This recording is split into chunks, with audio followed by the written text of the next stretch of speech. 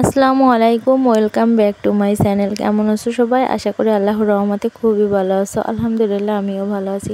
আজকে আবারও একটা নতুন ব্লগ ভিডিও নিয়ে তোমাদের মাঝে হাজির হলাম। যদি ভালো লাগে প্লিজ ভিডিওটা একটা লাইক দিয়ে দেখা শুরু করবে। একটা দিন ছিল কালকে শুক্রবার, আর আমাদের এই দিকে এই বাগেরহাট জেলাতে প্রচুর পরিমাণের ভয়ঙ্কর একটা দিন গেছে, তাই তোমাদের সাথে একটু শেয়ার করব। দেখো, কালকে শুক্রবার 27 রমজান ছিল, আর অনেক ভূমিকম্প হয়েছে, প্রচণ্ড ভূমিকম্প, কি বলবো। সকালের ভিউটা দেখো অনেক সুন্দর ছিল, অনেক পরিবেশটা ভালো ছিল, আর অনেক ভালো লাগতেছিল। হঠাৎ যখন 12:30টার দিকে আমি বাবুকে গোসল করাতে যাব, তখন পুকুরের দিকে গেছি, যে দেখি পুকুরে প্রচণ্ড পানি উতাল পাতাল খাচ্ছে।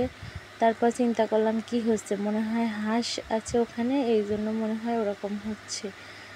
পরে দেখি যে না, ওখানে প্রচুর পরিমাণের ভূমিকম্প হচ্ছে। আর এদিকে আমাদের পাশের একটা বাড়িতে গাঁথনি দিয়ে উঠাতেছে বিল্ডিং, আর ওটাকে একটু ক্যামেরা বন্দি করে রাখলাম। আর এদিকে দেখো, হাঁসটা ছিল, কিন্তু এখানে হাঁসেও ভয় পাচ্ছে, অনেক প্রচণ্ড ভূমিকম্প হচ্ছে। আমার তো কি বলবো, অনেক মাথা ঘোরাতেছিল। আর যখন ভূমিকম্প হয় নাকি, তখন নাকি এভাবে মানুষের মাথাটা ঘুরায়, অনেক প্রচণ্ড সমস্যা লাগে। আর বাবু অনেক কান্নাকাটি করছিল, খুবই খারাপ লাগতেছিল। আর এই যে হাঁসগুলা দেখো ভয়তে কি করতেছে, পানিটা কিভাবে দেখো এদিক ওদিক যাচ্ছে, এভাবে খুব খারাপ লাগতেছিল। শেষমেশ বিকেল টাইমে ভাবলাম, আব্বু আসছিল যে গাছে যে সজনে আছে ওগুলা নিয়ে আসছিল সেদিন। তারপর চিন্তা করছি ফ্রিজে রাখলে অনেক দিন রাখা যাবে না, শুকাই যাবে। তার জন্য একটা বুদ্ধি করে আমি কাচের যে পাত্র আছে ওর ভিতরে পানি দিয়ে আমি নিচের দিকটা এভাবে করে এর ভিতরটায় রেখে দেব, আর এতে করে অনেক দিন পর্যন্ত ভালো থাকবে। তাই তোমাদের সাথে একটু শেয়ার করে দিছি, তোমরা হয়তো দেখে কিছু শিখতে পারবে, আর হয়তো অনেকেরই জানা আছে, তারপরও আমি তোমাদের মাঝে আবারও তুলে ধরলাম। যদি আমার কোনো ভুল ত্রুটি হয় প্লিজ ক্ষমা দৃষ্টিতে দেখবে। আর আজকে যেহেতু রোজার শেষ পর্যায়ে, আর ভালো লাগতেছে না, তাই রান্না বাড়ার কোনো ভিডিও দিলাম না, এটুকু তোমাদের সাথে শেয়ার করলাম।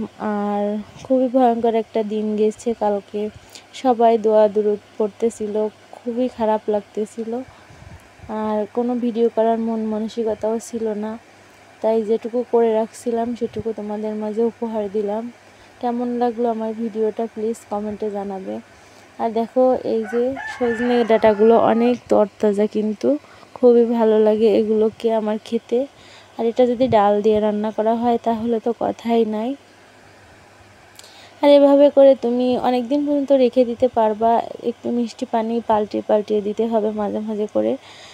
যদি না পাল্টিয়ে দাও তাহলে নিচের দিকটাতে ওখানে অনেক ফাঙ্গাস ধরে যাবে, আর তখন পচে যাবে গোড়াটা, কিন্তু উপর দিকটাতে কিন্তু সবুজ তরতাজা থাকবে। তাই মাঝে মাঝে করে পানিটা পাল্টিয়ে দেবে। যেভাবে আমরা ফুল গাছের যত্ন নিই, ঠিক সেই একই রকমভাবে সজনে ডাঁটার যত্ন নিলে কিন্তু খুবই ভালো হবে।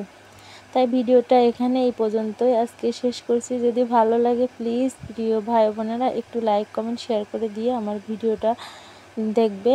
আর যদি ভালো লাগে প্লিজ প্লিজ কমেন্ট করতে জানাবে না। আজ এ পর্যন্তই, আল্লাহ হাফেজ।